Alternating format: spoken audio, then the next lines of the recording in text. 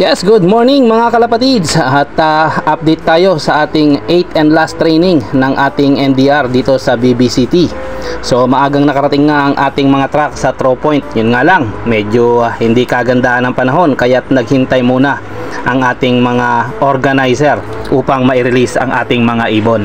So kasama nga rito ang BBC Pampanga. Sa inyo guys, ang umaayaw hindi nagwawagi. Pero ang nagdidire-diretso at hindi umaayaw, hindi pa rin nagwawagi hanggang ngayon.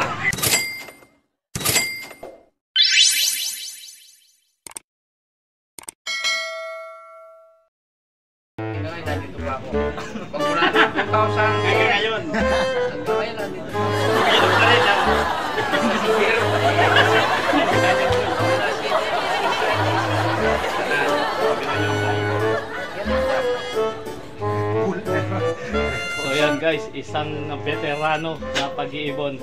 So ika nga, kung gusto mo ng mga kaibigan, mag-alaga ka ng kalapate.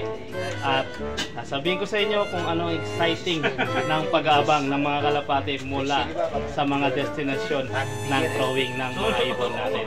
So bukas mag-aabang tayo guys, Rosario, La Union. That is the last final training na gagawin natin. And then first lap na tayo ng NDR guys. So guys, nagre-request ang ating kapatid mula 2010. Alam nyo ano nangyari? Gulong! Pero hindi umaayaw. Ang hindi umaayaw, laging gumugulong. Ay, mananalo rin pagdating ng araw pala. So sabi ko nga sa inyo guys, ang umaayaw hindi nagwawagi. Pero ang nagdidire-diretso at hindi umaayaw, hindi pa rin nagwawagi hanggang ngayon. So 20 or 15 years in the making, hindi pa rin nakukuha ang tamang sistema, ika nga. Pero pulling king yan guys, tiga sahod yan sa pulling, nakikita ko yan sa picture. So not bad, ika nga. Ibig sabihin may mga nararating na guys at marami ng certificate yan sa kanila. Birth certificate, land title certificate, lahat-lahat ng certificate nasa kanya. Wala lang siyang overall certificate. Pati death certificate meron. Ayan nung nandyan sa likuran na yan, 5th overall yan guys. Ayan no. Yan ang 5th overall guys ng CTPR South Trace. So kala nyo wala kaming overall dito ha.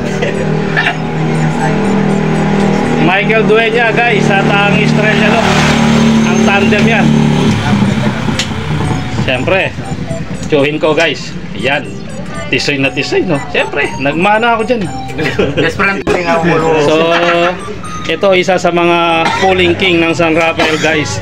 At best friend ni Boy Tagalog, si Judge A.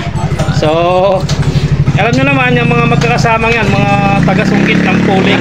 Pero pagdating sa dulo, gulong! Hanggang ngayon! 2010, nag-start magkalapate. Pulling king nga kung matatawag. Pero gulong pa rin, nagkakot.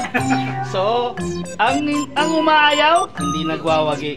Ang hindi umaayaw, hindi pa rin nagwawagi. Saan ka lulugar? Dapat, hanggang ngayon, maglaro tayo. Laro-laro. Laro lang ng laro.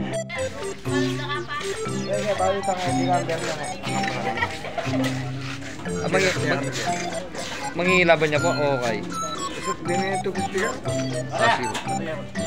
Sige po. Magmanda po.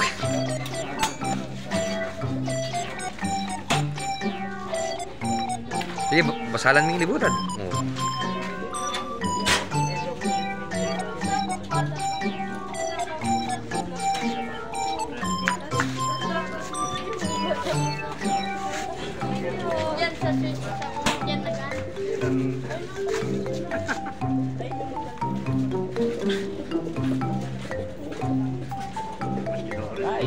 Alright. Ayan guys, ang sinasabi ko mga malupit, mga pulling king. Mga pulling king yan guys. At alam nyo naman, tayo ay pampadagdag lang sa kanilang premyo.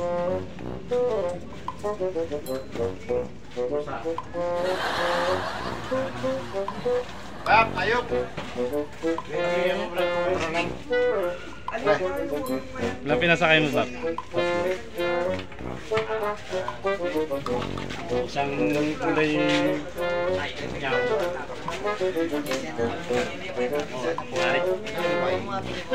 Buwani. Pinaitan ka na. Ayun lang.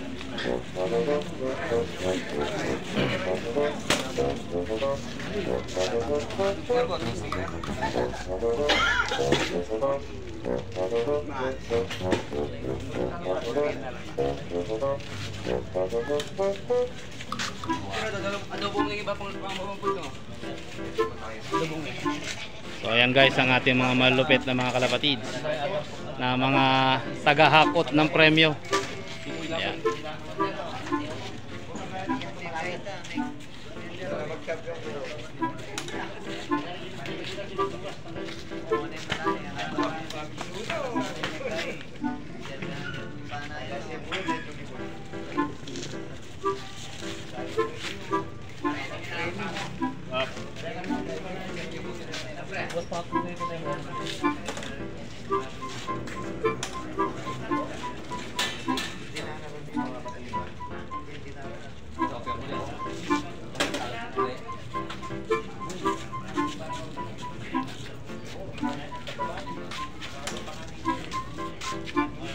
Videoan natin yung mga organizer para sa ganun libre tayo sa sakay.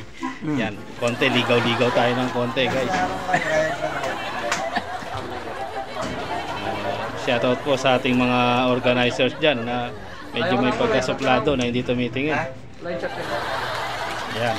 So, alam mo yung mga dikit sa puling, ayan, nakadikit din sa lamesa.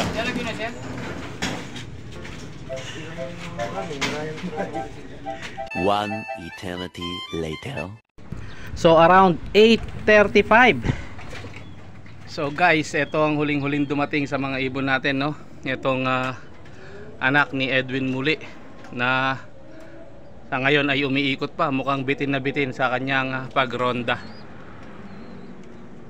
So ayan na nga guys, ang anak ni Edwin Muli huling-huling dumating sa mga 8 na kinarga natin kagabi.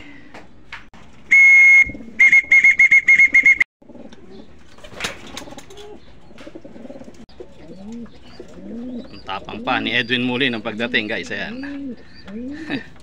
Barakong barako at medyo okay na ang kanyang mata. Lagi siguro nakipagtukaan to sa loob ng crate kaya ganyan. Ayan, mahilig siya makikipag-away. Siga ang ating si Edwin Muli. So ang aga nga guys ng ating mga ibon, 8 out of 8 tayo. At around 8:45 complete na ang ating mga ibon. So ito nga, huling-huling dumating ang anak ni Edwin Muli na medyo hindi maganda ang mata niya nung kinarga ko, pero sinubukan ko pa rin. Pero sa kabila nito, ang ating mga ibon ay may mga parang tama sa mata guys, dahil sa, alam nyo na, sa sungit ng panahon. Pero magkaganon pa man ay natutuwa ako dahil magaganda ang nililipad ng ating mga birdie. At kita nyo naman ang kanilang poops ay talagang buong buo at solido. So, ibig sabihin tumatama tayo sa conditioning guys. So yan lamang guys, at maraming salamat sa inyong panonood sa ating pang araw-araw na vlog. Ito ang inyong lingkod, The Finest World. Always choose to be happy and be courteous to others, and let the Lord God Almighty be the center of our lives. Bye for now and God bless. Shoutout po sa lahat ng mga kalapatid natin out there na walang sawang sumusuporta sa ating mga pang-araw-araw na content. Bye for now!